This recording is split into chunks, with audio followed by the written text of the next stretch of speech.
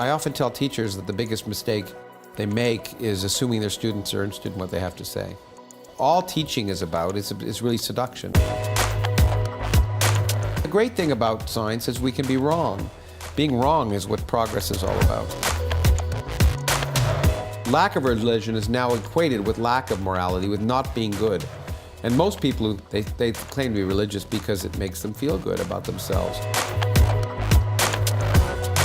Who would want to live forever? Eternity is a long time, especially near the end.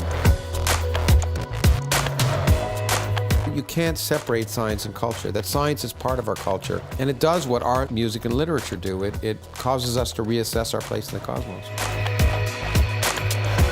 What does this discovery of gravitational waves, what does it really mean to us? This is a brand new window. It's the astronomy of the 21st century.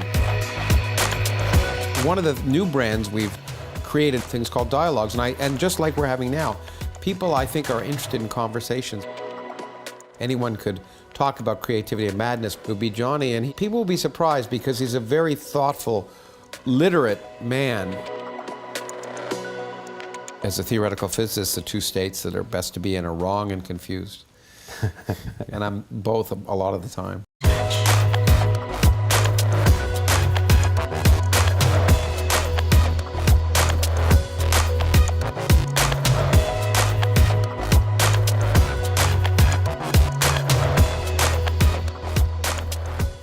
Upgrade your peer group Lawrence Krauss style and join us on the London Real Business Accelerator program. It's 8 weeks. We turn your idea into a product and into a business through 2 hours of live calls with myself and the team every week. We keep you accountable to finally make those changes and really get your business off the ground. Please submit your application by clicking the link below or go to londonrealacademy.com/biz. That's B-I-Z. I read every application personally, and I look forward to accepting you into our inner circle. It's not often I get to interview someone who will be interviewing the actor Johnny Depp in a few weeks' time, but Lawrence Krauss isn't your regular cosmologist and physicist. He's a rare breed because he brings science to the masses in a way that they get excited about. He wrote a book called The Physics of Star Trek, and he really knows how to bring things home. You might have also seen him in the Werner Herzog movie, The Unbelievers, where he and Richard Dawkins toured the world talking about religion. Does it have any place?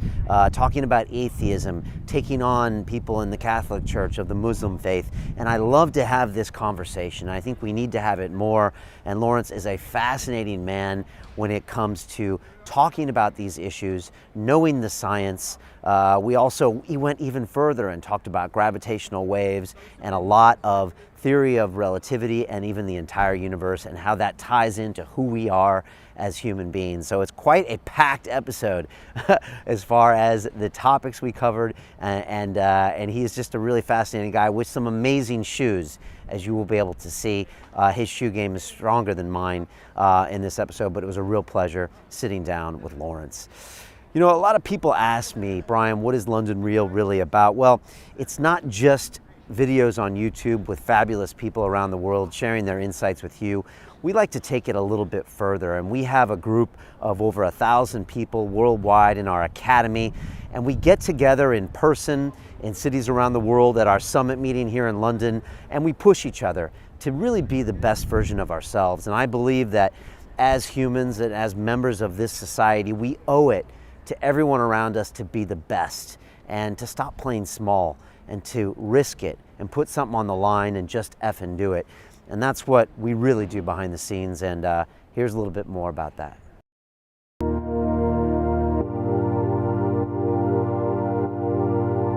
The entrepreneurial journey, it can be a lonely road.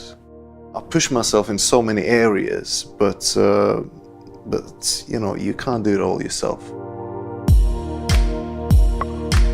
The thing about the academy is it's like, look, you have the ideas, you have the ability, you have the skill, and you have the sort of ambition for yourself.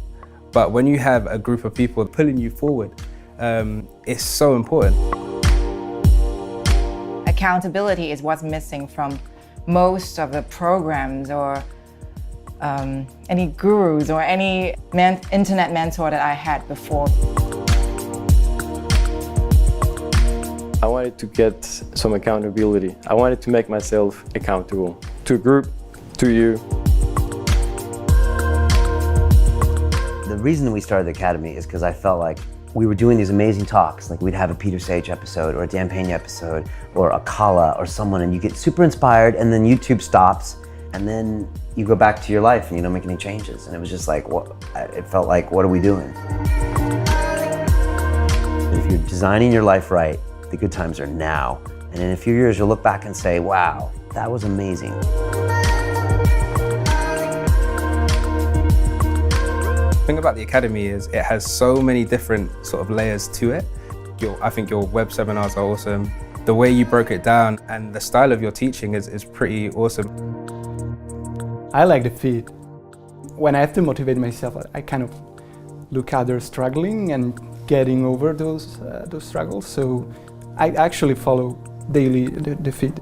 Best feature would be the sort of Facebook aspect of it, the social media aspect of it, as in creating a profile with your goals, your dreams.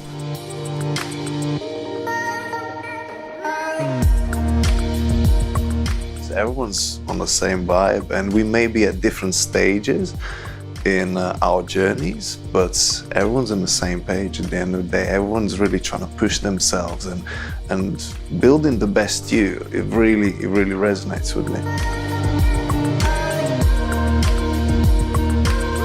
And the fact that I'm committing a small amount of money and the fact that I'm actually trying to interact with those people means that I'm invested and means that I will keep it for the long run.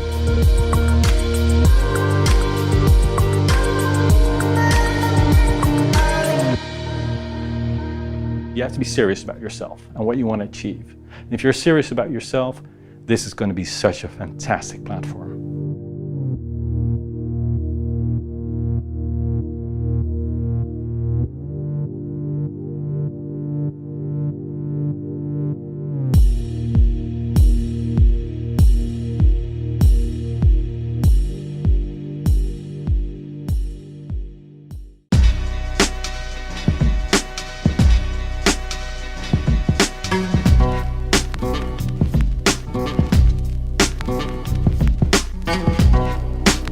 London Real, sponsored by Bulletproof.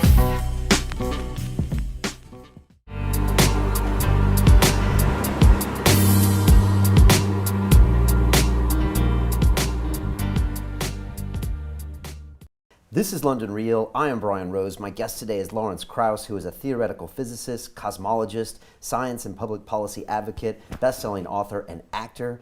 You've written over 300 scientific publications and 9 books, including the bestsellers The Physics of Star Trek and A Universe from Nothing. Your new book is The Greatest Story Ever Told So Far. When you're not a scientist, you're in showbiz. You executive produced The Unbelievers, a documentary film that discusses science and reason. You've appeared with the Cleveland Symphony, been nominated for a Grammy, and most recently acted in a film by Werner Herzog. Your fans include Johnny Depp, Miley Cyrus, Richard Dawkins. Lawrence, welcome to London Real. Gee, I sound so good. Right? I might actually just start doing that as a living. Yeah.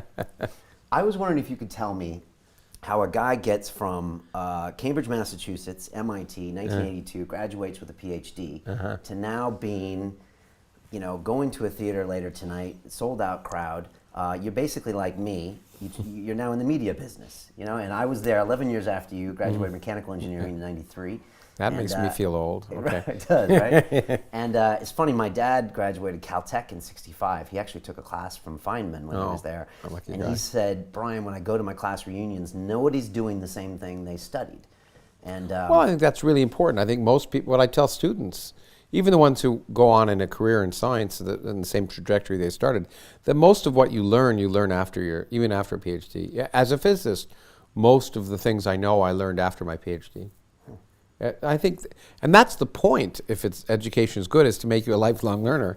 And if life is interesting, you shouldn't be doing the same things. Even if it's the same field, you should be trying to find new things to do. I didn't have a trajectory that I planned from, well, actually, the trajectory I planned, I learned how to juggle because I thought I wouldn't get a job when I got my PhD from MIT in physics. There were no jobs. So I thought I knew how to drive. I figured I could either drive, taxi, or juggle. And those were the backup plans. And the rest wasn't planned. I'm not very strategic, or at least I've never been strategic. Up to now, I'm trying to be a little more, because life has a lot of demands on me right now. But I really took opportunities as they arose and planted a lot of seeds. So it was just following my own interests, because what I also tell people, scientists aren't trying to save the world in general. They're just doing what they enjoy. And so I've always been doing what I enjoy, but I like to try and tailor it to something that I think is also useful.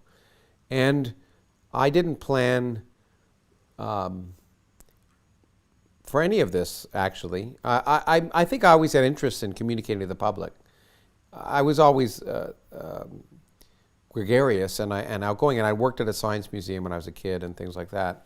But I don't think I necessarily planned that. But part of it is that I got interested in science because of people like Feynman and other people who'd written about science and who'd performed it in one way or another. And I think to some extent it was returning the favor when I started to do that. I also think it's probably just laziness, that if I didn't do a lot of different things, I wouldn't do anything. What are your memories of MIT? Well, you black out a lot of the bad ones. The thing I liked about MIT, and I really noticed it when I moved to Harvard after MIT, was the unity. There's that big main hallway in the building, and I would know almost everything that was going on campus from the time I walked in the door at Mass Ave to all the way to my office. So I know everything that was going on campus. Where when I went to Harvard, I really didn't know what was going on except what was going on in physics. So I like that unity, and I like the no-nonsense atmosphere. Day or night, the building was open, and that. But graduate school wasn't fun in any way that I could describe. Boston's a great place to be a student, as you know. Although but not a student at MIT. Well, in fact, interestingly, I taught some undergrads when I was a graduate student, because I liked to teach, and they had me teach. But I remember teaching a junior, a third-year student, who was so proud of the fact that he and his friend had never been off the MIT campus in the 3 years that they'd been in Boston. This incredible city, and he was so proud that he'd never left campus. So that's MIT. Yeah, that is MIT. When people ask me what Boston's like, I'm like, I didn't know, because they worked us pretty hard. And so I remember 24-hour libraries. Yeah. I remember when you walk in, it's called Lobby 7, the big lobby on yeah. Massachusetts Avenue. And I remember looking up at the ceiling, and it's this beautiful lobby. Yeah. And I just remember every time it kind of caught my heart. Yeah, me even too. after Every 4 time I years. walked in, I remember the first time I walked in the building when I got accepted to graduate school, and I came from Canada, and I drove there, and it was something. It was really unbelievable. And then every time I walked in, it was very special. I love that aspect of the building. But Boston's a great town. But I was fortunate. Graduate school is a little less intense than undergraduate. But nevertheless, I think if it hadn't been for the blizzard of '78, which was a huge blizzard, I think I might not have got my degree, because they have Ph.D. written exams, many of them, and I didn't take any courses. One of the nice things about MIT and the graduate program in physics anyway is that you don't actually have to take any courses. You just have to pass these qualifying exams and then go on and do research. And I opted to, for some reason or other, not take them and try and teach myself. But the blizzard happened, and there was absolutely nothing to do. The whole state was closed for 9 days. I remember cross-country skiing across the Charles River into downtown Boston, my place, and I remember going to the undergraduate dormitories to try and find food. But as much as I would try and find something to distract me from studying, there was nothing. And so I think that's the only reason I passed. Those are great tales, and I remember I have selective memory too, so I'm sure I blocked out all the bad stuff. Yeah, and there was some bad stuff. But it's a great it's an interesting school, and it's intense, but it's a great city. There are 62 colleges and universities in Boston with 500,000 students. So, I came from in Canada, a place where there were only 2 people to graduate in physics and math when I was there. So it was quite a change. It was quite a wake-up call, and it was hard to leave Boston. I don't know if you found it this way. When as an academic anyway, and then I moved to Harvard, it was very difficult to leave. I felt like it was the center of the universe.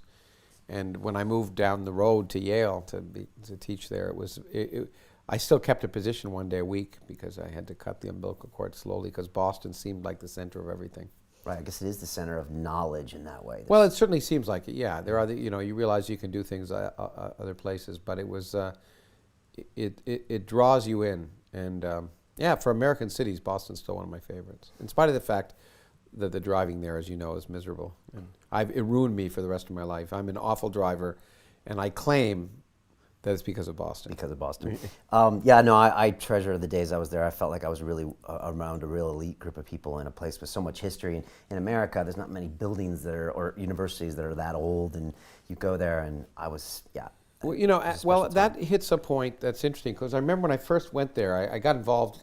I've always been political, but I got involved in the graduate student council for some reason that I have no idea why I did. But early on, the first day when you're a graduate student, there was some orientation, and then the president of the graduate student council came and spoke and said something really interesting, because he said, so you all felt like hot shit before you, and I can use that word, I hope, on your program, but because there are all these kids who are the best in their classes or whatever and come to graduate school, and then they suddenly feel worthless. And he said, you're going to feel worthless and incompetent for the next 4 years, but there's light at the end of the tunnel. After you graduate, it'll be okay again. And that was really the experience of coming in and feeling good about yourself, and then beginning to feel bad about yourself for 4 or 5 years until you got out. And so it's a hard time. One of my buddies, who actually lives in Portland now, and he teaches cooking, was an aero-astro engineer there. And I saw him a few years ago, and he said, Brian, he said, what I realized about MIT is it's a game. And he was like, you knew how to play the game, and that means you just have to be methodical, you have to put the work in, you have to balance your social life, because you put all the great minds there, and then all their egos get crushed those first few months, and they're like, wait, I'm not the smartest guy in the class anymore. And then you have to just deal with it, put a process in, because it's very challenging. So many things to talk to you about, but we were talking earlier how you're going to wear these beautiful shoes when you're going to be interviewing Johnny Depp. Dialogue. Soon. Dialogue with Johnny Depp. Interview. Yeah. Because there's so many things I could ask you about that. Why are you two talking, and why are thousands of people going to show up to watch you talk? Well, they're going to show up because Johnny's there, probably. But as I was telling you earlier, I'm very happy that we built this program, my Origins Project, which looks at everything from the origins of the universe to the origins of consciousness. And we run high-level scientific meetings with the best people in the world on different forefront topics that are interdisciplinary. But we always have a public component where we have panels or discussions, and because we built up a brand, we get 3,000 people regularly coming to pay to come to our programs, and I'm just very proud of that, as proud of that as anything I've done at Arizona.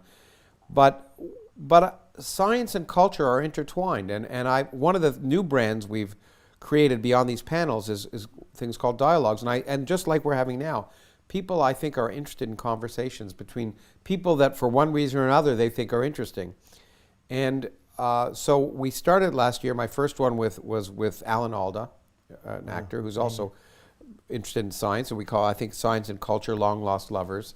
And we did it at a beautiful location, actually, in that case, downtown in Phoenix.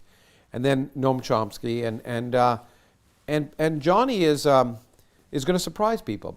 We're actually having a workshop. Again, the National Institutes of Health asked me to organize it on pattern processing in the brain and computers exploring creativity and madness. And it's a fascinating topic, and it ought to be a fascinating meeting.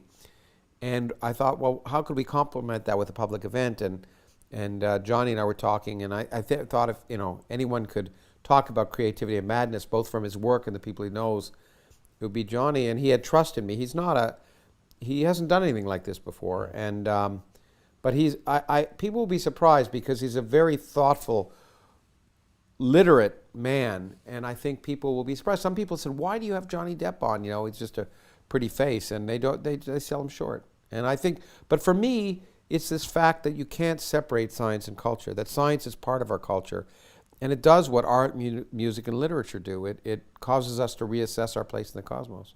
And Johnny, I met because Johnny was a fan of mine, which rather surprised me at the time. My stepdaughter when I told her, who was a big fan of Johnny's, by the way, and when I told her what he'd said, some rather nice things, she said she found it funny that that someone she found amusing but annoying was idolized by someone that she idolized. But Johnny was interested in the things I'd done, and which surprised me. But now I'm not, because I know him. So I think it'll be fascinating to just have a dialogue to explore lots of ideas as well as things about Johnny, and then have the public ask questions. But we'll explore not just the movies, but aspects of the relationship between creativity and madness. He's had great relations with people like Hunter Thompson, and then portrayed him on the screen. So I'm not 100% certain where we're going to go yet. It's a week and a half from now, and I've got a lot of things between now and then. But we're exploring a bunch of possibilities, and we'll see where it goes. Very excited to see that. that. Yeah, it'll be fun. Do you think science has suffered a PR problem in the last 30 years? And do you think that's kind of like, it seems like that's reversing a lot lately? It's reversing. I think it's been the opposite. I think science had a PR problem 30 years ago. I remember when I actually first became chairman of a physics department, was right after this thing called the Superconducting Super Collider was being built at Texas, the largest accelerator in the world, and it was canceled by the U.S., which was an act of stupidity. Congress then seemed stupid, but boy, by comparison to now, they seem brilliant. But I think part of the problem was the scientists had not sold why they wanted to do this, and now I think people are appreciating more the need and the usefulness of scientists who talk to the public. I mean, Carl Sagan had been earlier in some sense, and so I think there's an appreciation for that aspect of what I do. That's not why I do it, but there certainly is a great public interest in science. It's just most members of the public don't realize it's science that they're interested in. That's why when I wrote my book, The Physics of Star Trek, it was one of the reasons I wrote it, because you go to a party and tell people you're a physicist, and they go, well, how about those Yankees or whatever, change the subject. But you talk about time travel or warp drive, and people are fascinated, and that fear goes away, and you can begin to explore things that everyone's fascinated by. And so the Star Trek book did what I really think all teaching is about. It's really seduction. It's not just for teaching, but for radio and for TV or car salesmen. If you want to talk to people, I often tell teachers that the biggest mistake they make is assuming their students are interested in what they have to say, because you've lost them then. You have to explain to them why they should be interested. You have to go to where they are. And Star Trek was that. People were fascinated by Star Trek, but they didn't know they were fascinated by science. But I think more and more people, the fact that I can get 3,000 people to these events, and the fact that lots of people are willing to watch science on TV, in spite of the fact that the media people don't think that. And part of the biggest problem of getting science in the media is that the producers, or not the producers, but the executives, somehow don't think it's interesting. But the public eats it up. And they should, because it's fascinating. Yeah. It's the most interesting stuff that's happening in humanity, so it should be fascinating, and it is. Yeah.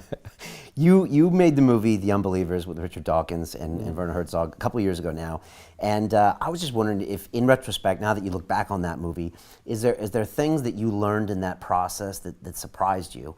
And did you ever get an answer to that question where you said, well, you asked him a question in the movie, it was like, would you rather explain science or destroy religion? Did you get anywhere on that topic?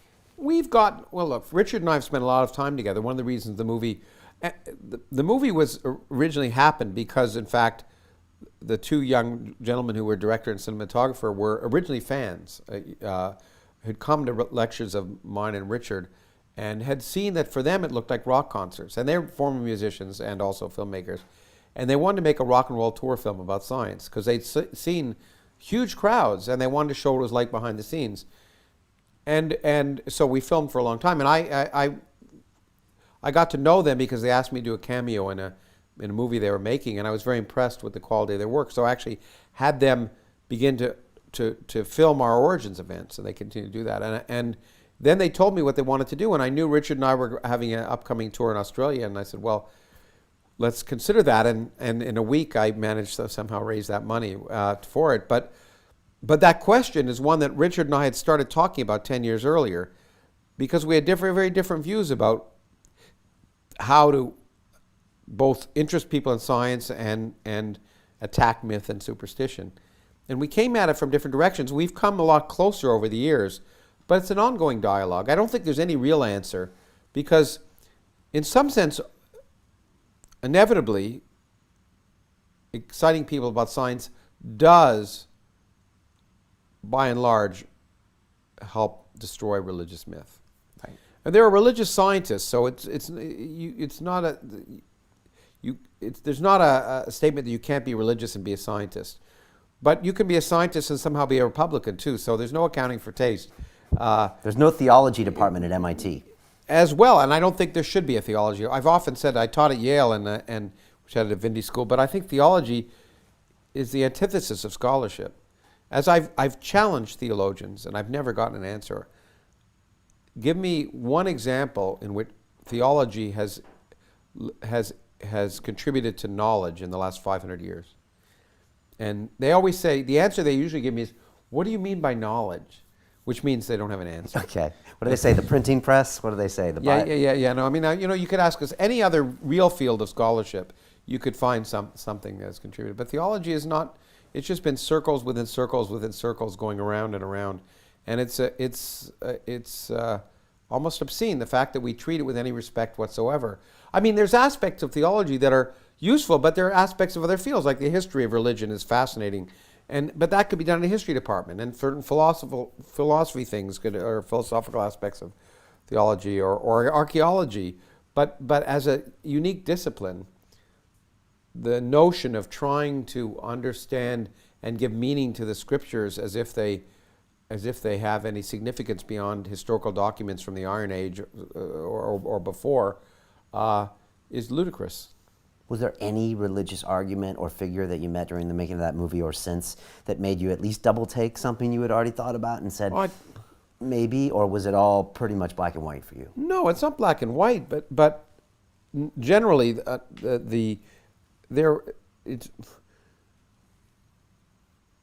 I've been enlightened by being on the stage with theologians, serious theologians, when I realize how difficult it is for intelligent people, and they are intelligent, to try and make sense of something that doesn't make sense. It's amazing the convoluted paths of logic and inference that they can take to go in these circles. So I find that very enlightening to see how adept people can be at fooling themselves and others if they're intelligent.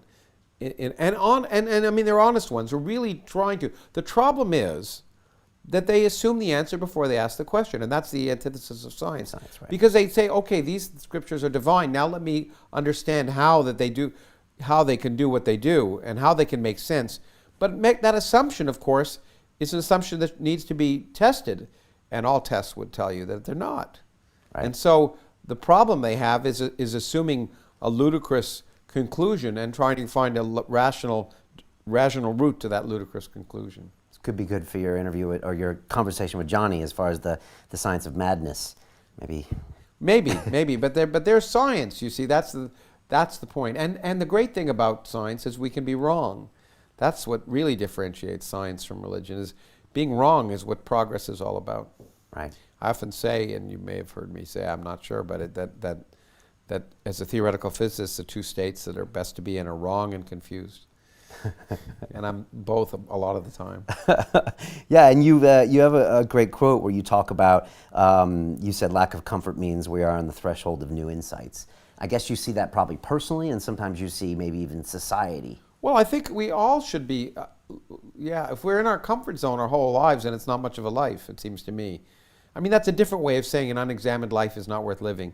But when I've said the purpose of science is to make us uncomfortable, I don't mean it's a bad thing. It means it's pushing us out of of our myopia. And science does it well, but so does all scholarship, so does all learning. It should take us out of the realm of what we thought was common sense and teach us that what we thought was sensible is not always the way the world is. And science forces us to be that way because it's driven by experiment. If it was just driven by theorists, then we'd always sort of come back to things we like. But the universe tells us that it doesn't give a damn about what we like. It is the way it is. And we're driven to that because science is based on empirical evidence. That's what differentiates it from many other areas of human intellectual endeavor, and that's what makes it so successful, because we're kept honest by experiment.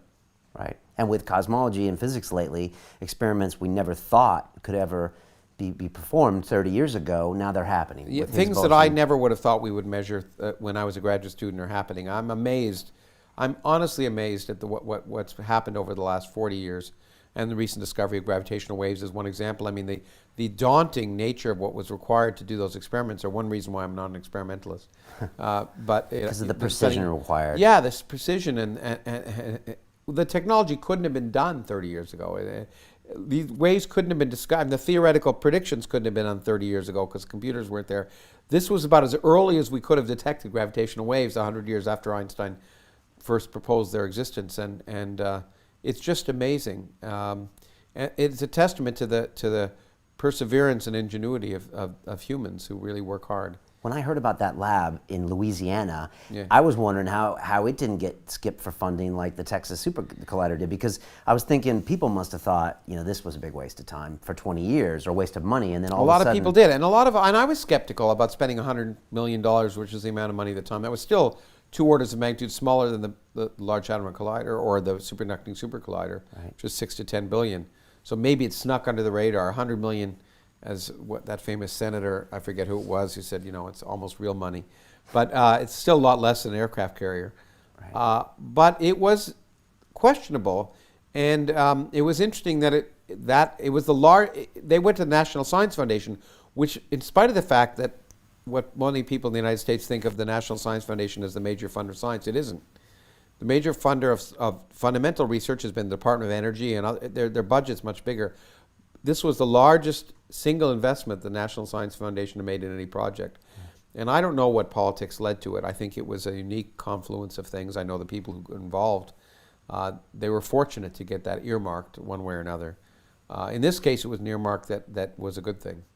But it was not at all clear that it would work. It pushed the limits of the envelope, and still is pushing the limits of the envelope. But that's what makes it so great. So is the Large Hadron Collider.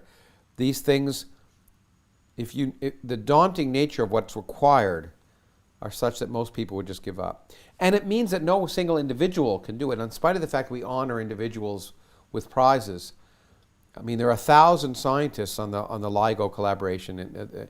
And there's one in Louisiana and one in Washington. It's important there be 2, because each single one would just get noise. When a truck hits a pothole 30 miles away, it creates a bigger signal than the signal they're looking for. There's 1,000 there. There's probably 10,000 people working at the Large Hadron Collider. Big science is necessary, for better or worse, because it's just too complicated and too difficult for any one group or one individual to do. And just the way it is. If we could do it with smaller amounts of money and smaller groups of people, we would. Because no one likes the fact that they have to take projects that take 40 years to do. Everyone would like to be able to do something in their basement, but it's just not the way it works anymore. Can we talk physics very quickly? Sure. What does this discovery of gravitational waves, what does it really mean to us, if you have to break it down? Well, it means that it gives us a new window on the universe, because we can now use gravity is the weakest force in nature. It may not seem that way when you wake up in the morning without your coffee, but try and get out of bed. But it is the weakest force, and so to measure anything aspect of gravity is daunting itself. But to use these waves, which are ripples in space, not only just test their existence, but to use them to probe the most exotic objects in the universe, black holes that are colliding, will give us a new window on processes that ultimately are related to the formation of our galaxy, and to maybe even to the nature of the beginning of space and time themselves. So again, they won't address what you might call practical questions, but if we're interested in our own origins, they'll reveal things that will lead us to be able to understand the origin of the Big Bang itself. We don't know what new discoveries are going to come out of it, but every time we open a new window on the universe, we're surprised. And this is a brand new window. It's the astronomy of the 21st century. It's only the first baby step in what will be much more ambitious detectors that will not be 4 miles across, but 4 million miles across in space. It will be a long road, but it will be a road worth taking, I think. Let's talk about the beginning of the universe. Sure, why not? And how Sounds like something it. can start from nothing. I know it's a topic that you've addressed before. And Yeah, I wrote a book about it. You wrote a book about it. Yeah. How can something start from nothing? Well, of course, it really depends what you mean by nothing, and that's it upsets some people when I say you have to understand what you mean by nothing, and maybe even redefine it. People say, well, you scientists just redefine what you mean by nothing, so you haven't answered the question. But redefining what things mean is called learning. I mean, and so nothing is the absence of something, I would argue. And then you have to understand what something is. And of course, empty space is not even nothing. Empty space, due to the laws of quantum mechanics, is a boiling, bubbling brew of virtual particles popping in and out of existence due to quantum mechanics and relativity. But the bottom line is, if quantum mechanics governs the nature of gravity at very small scales, then space and time, which are the dynamical variables of gravity, become quantum mechanical objects. And that means they can fluctuate. And that means you can pop whole universes into existence out of nothing. And by universes, I mean space and time that didn't exist before can spontaneously appear. Most of them disappear in a fraction of a second. But under certain conditions, such universes could persist. And if you asked yourself the question, what would be the characteristics of a universe that could live long enough and be large enough for us to evolve in it, if it came from nothing?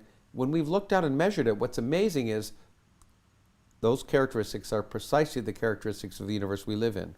Does that prove it came from nothing? No, but it's highly suggestive. And it's certainly much more reasonable than imagining some figure and deciding it would exist for some purpose that we don't see. And certainly we're just a brief sideshow. Most of the universe is not made of the same stuff that you and I are made of. 70% of the energy in the universe resides in empty space itself. If I take space and I get rid of all the particles and radiation, it weighs something. We don't understand why. I proposed it did a while ago. You proposed this a long time ago, didn't you? Yeah, in 1995, and then it was discovered in 1998. But then that's 70%. 30% is made of particles that are probably different than any of the particles in this room. In fact, they're probably streaming through this room right now, and through you and me. We're building devices to try and measure them, another area I'm interested in. Only 1% is everything we see. You could get rid of all the stars and galaxies and everything we see in the universe, and it would be essentially the same.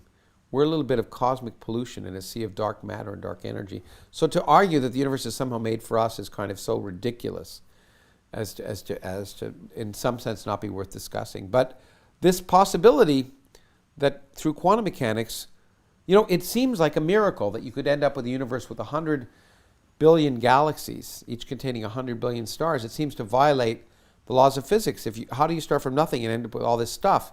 Turns out when you include gravity, the energy of the universe can be zero. There's positive energy in matter and negative energy due to gravity. You add it up, the total energy of the universe could be zero, and then it doesn't seem so crazy that you could create it from nothing. And so it's plausible. The biggest miracle seemed to be creating stuff from no stuff.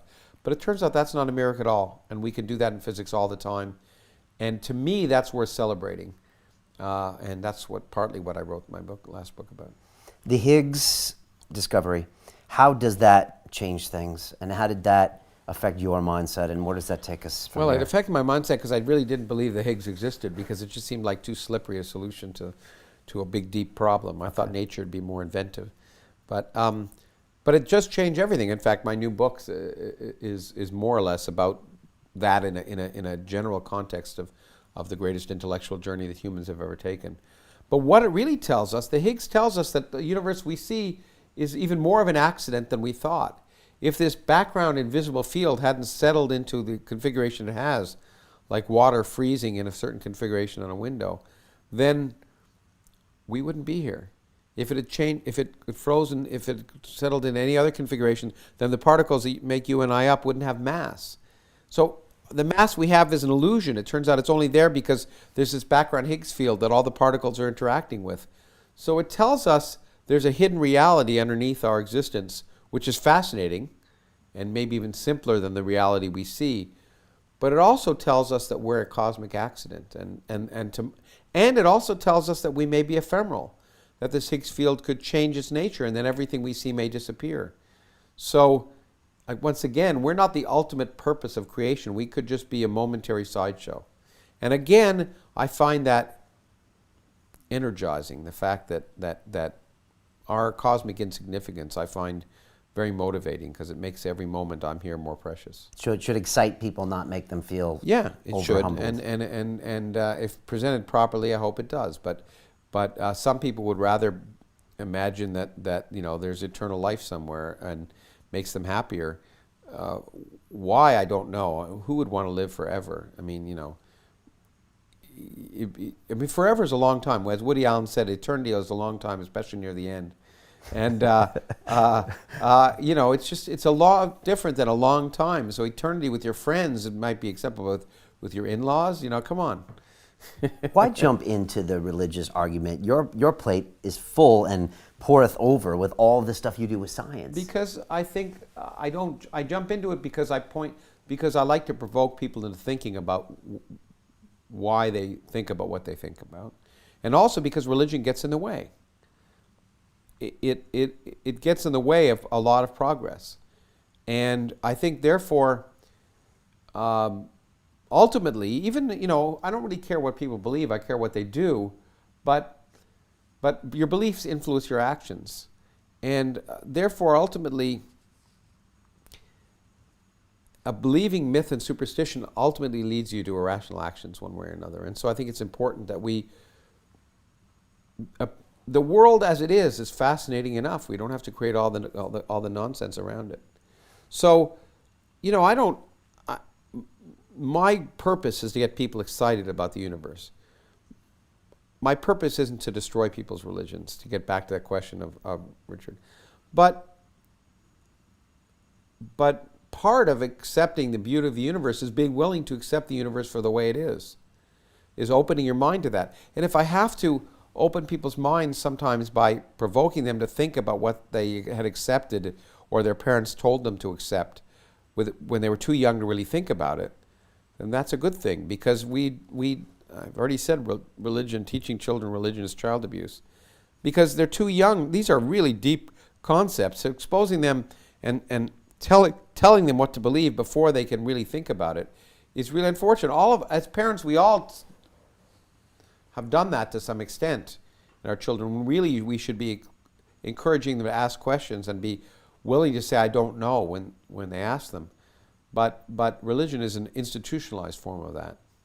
I had Zoltan Istvan here, who ran for president with the Transhumanist Party, and he said, Brian, I'm the only atheist who's ever run for political office, for presidential office. And I was like, what? And he's like, everyone else was always affiliated with a religion. And it just made me think, I live in the UK now, but religion is highly entwined into politics into America, right? Oh, yeah. Into so many other things. Do you find that America is hard to separate religion from the rest of its daily life? More so than here in the UK or Europe? Well, I think more so than the UK, although it happens here too,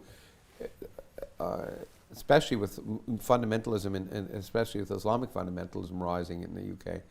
But it is unfortunate, and I just wrote a piece for the New Yorker on this, but it's unfortunate that recently in a Pew poll that people were asked what characteristics would make you likely or unlikely to vote for someone in office, and you could take all these factors, inexperience, financial impropriety, sexual impropriety, even now being a Muslim, all of them fall above atheism.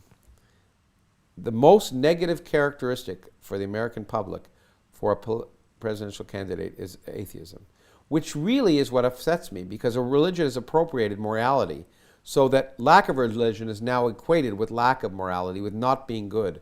And most people who say they're religious don't believe the nonsense.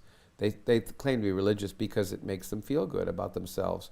And we have to just convince people it's okay to ask questions.